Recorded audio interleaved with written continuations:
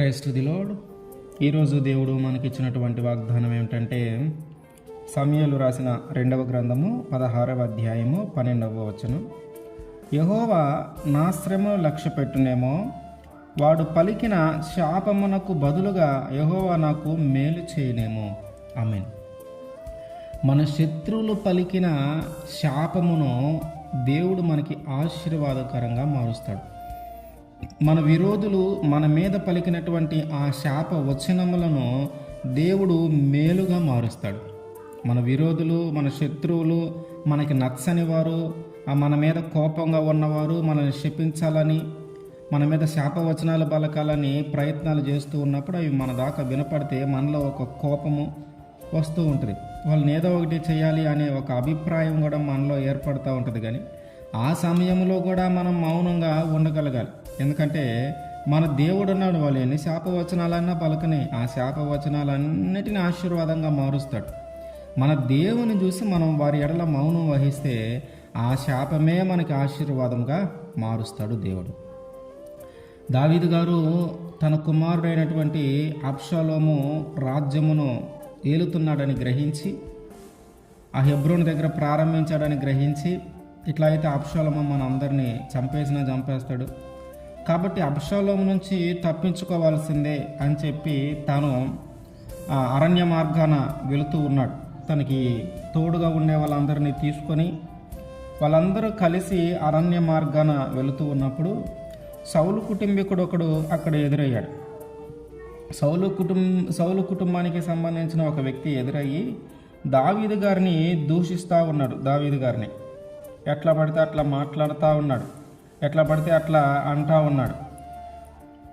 ఆయన్ని దూషించటాన్ని బట్టి అక్కడ పక్కన ఉన్నటువంటి వ్యక్తి ఏం చెప్తా ఉన్నాడంటే, అభిషేయి అతను అట్లా మాట్లాడుతూ ఉంటే, అతను అట్లా శపిస్తూ ఉంటే, అతను అట్లా దూషిస్తూ ఉంటే నువ్వెందుకయ్యా మౌనంగా ఉన్నావు? ఒక్క మాట సెలవి, నేను అతన్ని చంపేస్తాను, అసలు వీడెంత, నువ్వెక్కడా? నీ ముందు పెద్ద పెద్ద రాజుల సైతమే భయపడతారు. అయితే అట్లాంటిది వీడొచ్చి ఇన్ని మాటలు మాట్లాడుతుంటే, ఇన్ని శాపవచనాలు పలుకుతుంటే ఎందుకయ్యా మౌనంగా ఉంటున్నావు? ఒక్క మాట సెలవి, నేనే చంపేస్తాను అంటున్నాడు అతని దగ్గర ఉన్నటువంటి వ్యక్తులు. కానీ దావీదు గారు అంటున్నాడు, అతన్ని శపించని, ఎంతవరకు శపిస్తాడో శపించని, ఆ శాపమును దేవుడు వింటున్నాడు గనక ఆ శాపమును నాకు ఆశీర్వాదకరంగా మారుస్తాడు. అతను శపించటంలో ఏముంది? నా కడుపున పుట్టిన బిడ్డలే నన్ను చంపాలని చూస్తూ ఉంటే అతను శపించటంలో ఏముంది? దేవుడే అతనికి అవకాశం ఇచ్చాడు శపించడానికి. శపించని, ఎంతవరకు శాపవచనాలు పలుకుతాడో పలకని, ఎంతవరకు శపిస్తాడో శపించని, ఆ శాపమునంతా, అతను పలికిన శాపవచనములన్నిటినీ దేవుడు నాకు మేలుగా చేస్తాడు. ఆయన నా శ్రమను లక్ష్యపెట్టే దేవుడు, నా పరిస్థితిని గమనించే దేవుడు కనుక అతను పలికిన శాపవచనాలన్నీ దేవుడు నాకు మేలుగానే మారుస్తాడు అని చెప్పి అతన్ని ఏమి అనకుండా, అతని గాయపరచకుండా వెళ్ళిపోయారు. కనుక ఆ విశ్వాసము, ఆ నమ్మకము మనలో కూడా ఉండాలి. ఒకరు మనల్ని శపిస్తూ ఉన్నా, ఒకరు మనల్ని దూషిస్తూ ఉన్నా దేవుడే వాళ్ళకి అనుమతించాడేమలే, వదిలేసేయండి.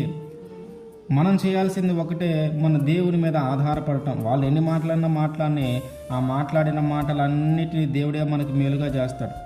వాళ్ళు కీడు చేయాలని ఎన్ని ప్రయోగాలైనా చేయని, ఎన్ని పన్నాగాలైనా పన్ని ఆ కీడు అంతటిని మేలుగా మారుస్తాడు.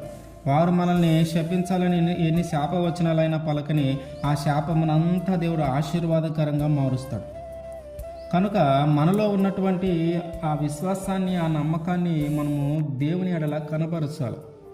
వాళ్ళు అన్నారని మనం కూడా అనటం కాకుండా, వాళ్ళు కీడు చేయాలని చూశారు కాబట్టి మనం కూడా కీడు చేయాలని చూడకుండా, వాళ్ళు శాపవచనాలు పలుకుతున్నారని శపిస్తూ ఉన్నారని మనం కూడా శపించకుండా, మనకి మన దేవుడు ఉన్నాడు, వాళ్ళు ఎంతన్నా కీడు చేయాలనుకొని ఆ కీడుని దేవుడు మేలుగా మారుస్తాడని నమ్మి, వాళ్ళు ఎన్ని శాపాలు పెట్టినా ఆ శాపాలన్నిటిని ఆశీర్వాదంగా మారుస్తాడని నమ్మి ఆయన మీద మనం ఆధారపడితే అట్లాంటి శత్రువులు మన జీవితంలోకి ఎంతమంది వచ్చి ఏం చేసినా కూడా మనల్ని ఎవరు ఏమీ చేయలేరు, మనల్ని కదల్చలేరు.